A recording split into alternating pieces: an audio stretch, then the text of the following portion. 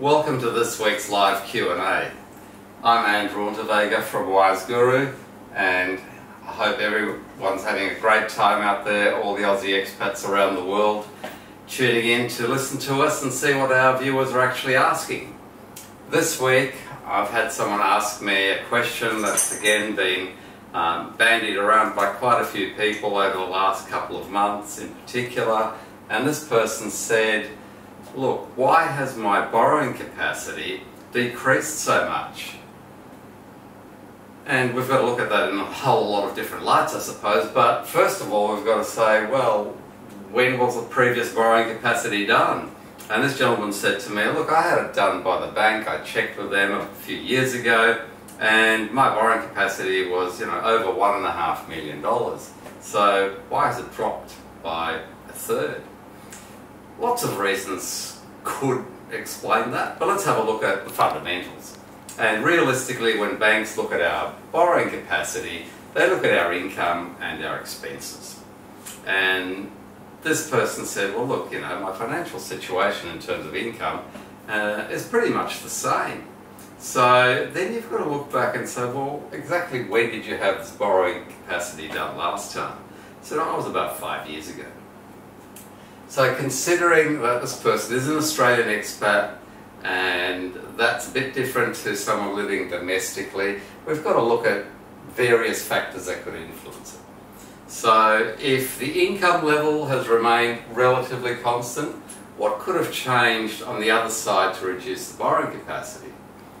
Well, one thing that could have affected the situation would be perhaps currency fluctuation, depending on which country this person works in, or in what, more importantly I suppose, in what currency they're being paid. That can have an impact.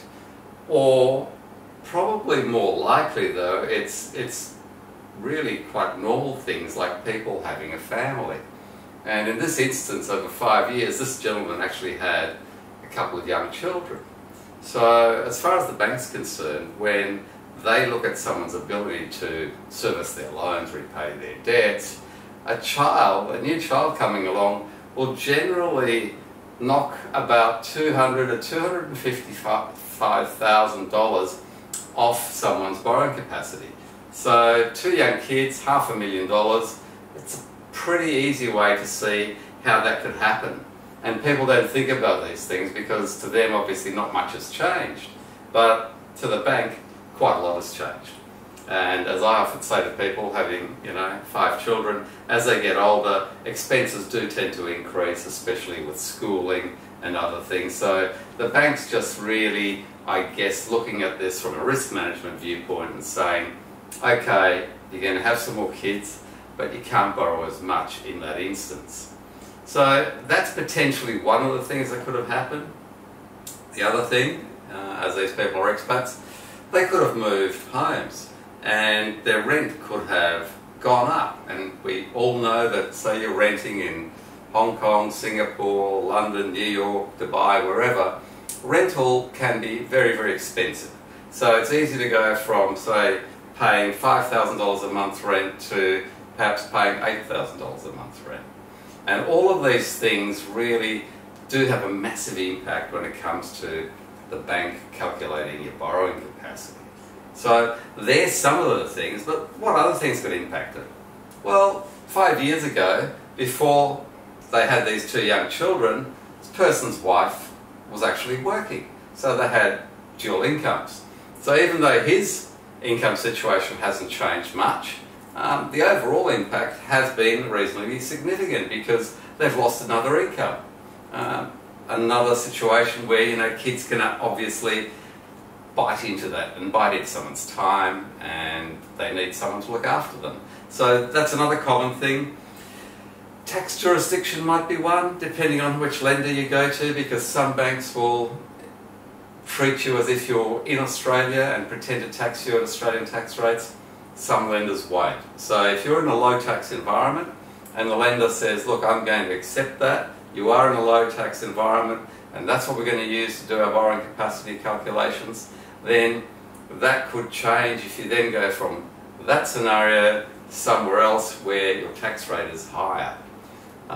There's lots of things, obviously, as with most stuff, you know. When people ask questions, you have to delve into it.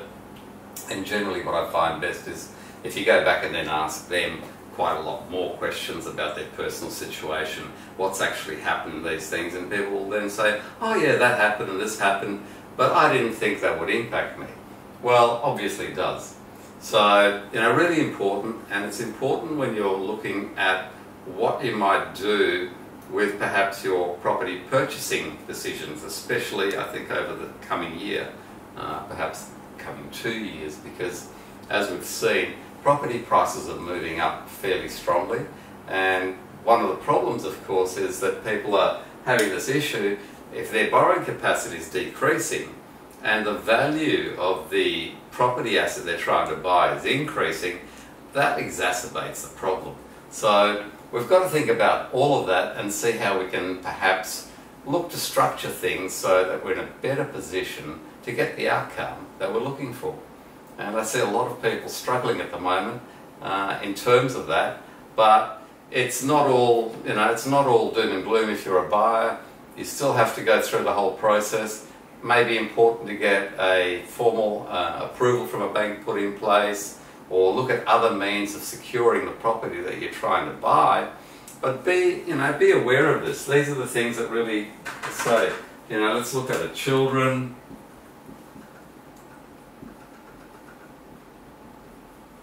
On the expenses side, rent, tax jurisdiction, lots of these things that we've got to think about. And the best thing, of course, is, you know, we're here to help people with that. So when you have a consultation with us, we'll actually look at these things and we'll point them out to you and say, look, this might be better, look at doing something this way or that way to maximise the ability to increase your borrowing capacity to the number that you potentially require. So next week we'll cover off some more interesting questions. But in the meantime, on Thursday evening we are doing our quarterly review. That's our online Zoom workshop, and just finished putting a lot of the latest data that's just come out on Monday together. So everyone will get a pretty good indication of what's happening in Australia's various property markets, what's happening on the financing side, and I think it'll prove to be fairly insightful and allow people to make better informed choices as they go forward. So 8 PM Hong Kong, Singapore time this Thursday the 15th of April, and also on the 28th of April, same time.